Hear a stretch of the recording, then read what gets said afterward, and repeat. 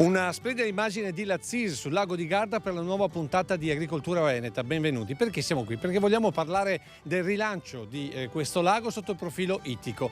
L'idea, lo spunto l'ha avuta Pescagri, organizzazione che si interessa di pesca per quanto riguarda la CIA. E siamo con la segretaria nazionale di Pescagri, Marilena Fusco. Perché avete deciso di organizzare questa giornata e questo tour?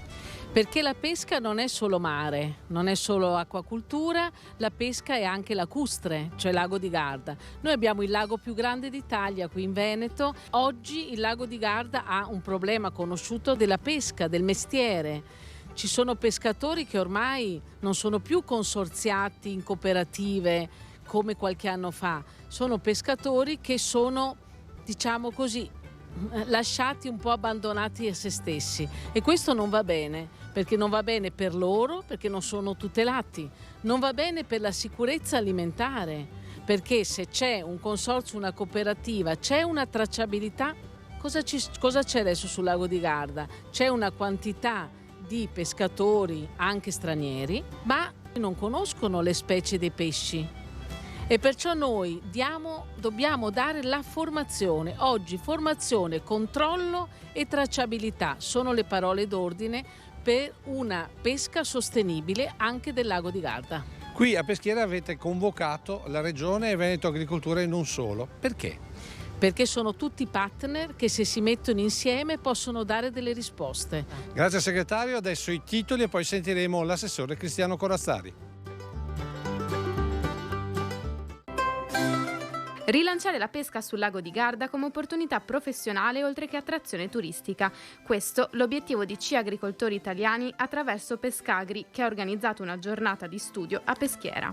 Chiuderà il 16 giugno il bando Easy per la salute e sicurezza in agricoltura. 35 milioni per incoraggiare le micro e piccole imprese agricole ad acquistare nuove attrezzature. Fino a 60.000 euro a fondo perduto per ogni singolo progetto presentato.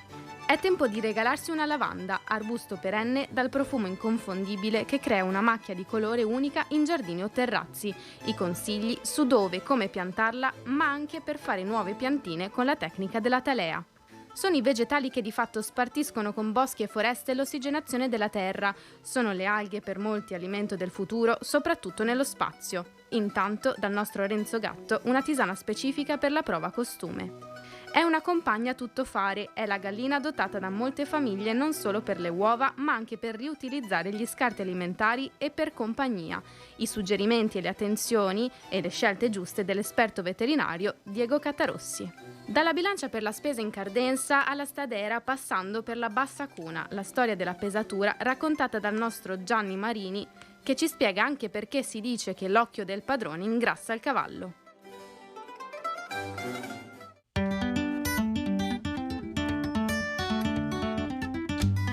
In questa giornata dedicata alla pesca, all'acquacultura qui per il lago di Garda incontriamo l'assessore Cristiano Corazzari. Assessore, perché la Regione punta a riaprire questo settore, quindi ad aiutare, ad accompagnare la pesca e l'acquacultura nel lago di Garda? La pesca è un settore rilevante non solo da un punto di vista economico. Per quanto riguarda il lago di Garda parliamo di oltre 100 pescatori professionali tra la sponda bresciana e quella veronese, ma per noi i pescatori sono anche degli alleati nella gestione della fauna ittica, della qualità delle acque. Possiamo dire che se perdessimo i nostri pescatori professionali avremmo perso un valore culturale identitario straordinario e avremmo perso degli alleati nella gestione di quello che è un lago molto fragile e che vede nei pescatori non degli sfruttatori della risorsa, ma i primi cointeressati a che il lago sia pescoso e che le acque siano pulite. Poi vorrei anche sottolineare come ci sono molti progetti che promuoviamo insieme alle amministrazioni locali per reimmettere delle specie che sono in difficoltà nel lago, per costituire dei centri itiogenici che permettano la conservazione appunto di queste biodiversità e anche per ricreare quegli habitat naturali dove si potranno formare naturalmente queste specie in difficoltà. Penso ad esempio al progetto sull'Alborella. Abbiamo necessità di fare una grande alleanza per salvare i nostri laghi e i nostri fiumi con i pescatori professionali, ma anche in particolar modo con i pescatori sportivi. Grazie assessore, adesso le notizie.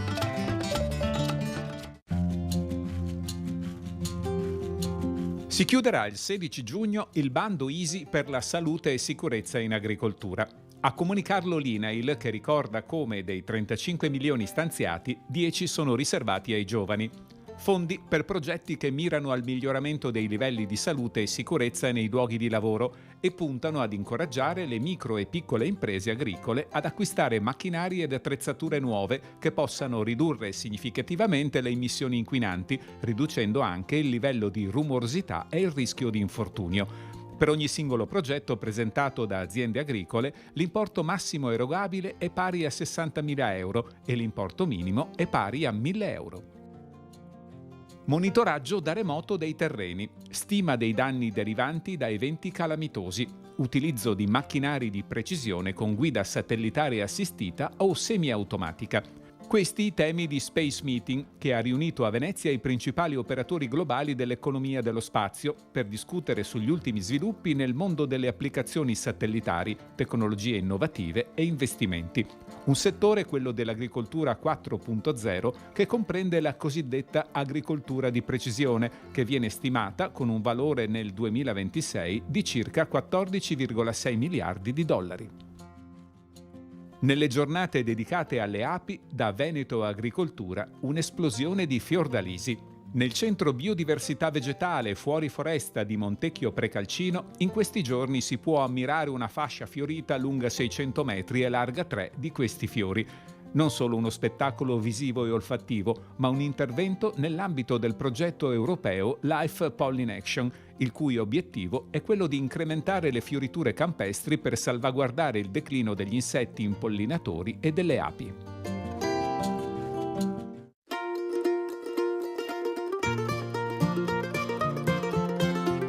In questa giornata ha partecipato anche il direttore di Veneto Agricoltura, nonché commissario straordinario all'emergenza idrica, Nicola Dell'Acqua. Sentiamo cosa ci ha detto. Quello che è il dato regionale è che c'è un abbandono della pesca sul lago di Garda e quindi per fare ripartire gli imprenditori bisogna ripartire dalle infrastrutture e le prime cose sono l'impianto idrogenico di Bardolino, bisogna rifunzionalizzarlo e lo abbiamo rifunzionalizzato. Poi abbiamo avuto un finanziamento per fare un nuovo alaggio nel comune di Castelnuovo del Garda, uno scivolo per permettere ai pescatori di scendere nel lago di Garda e soprattutto questi alaggi servono anche per le semine e per sostanzialmente l'antibracconaggio. Perché? Perché insieme all'associazione dei pescatori vogliamo creare una pesca sostenibile, l'attività di pesca è funzionale anche alla biodiversità sul lago. Qual è la mission che vi è stata affidata dalla giunta regionale? Un'analisi di studi economici, di capire perché il pescatore non ha più un reddito all'interno. Da questo è comparso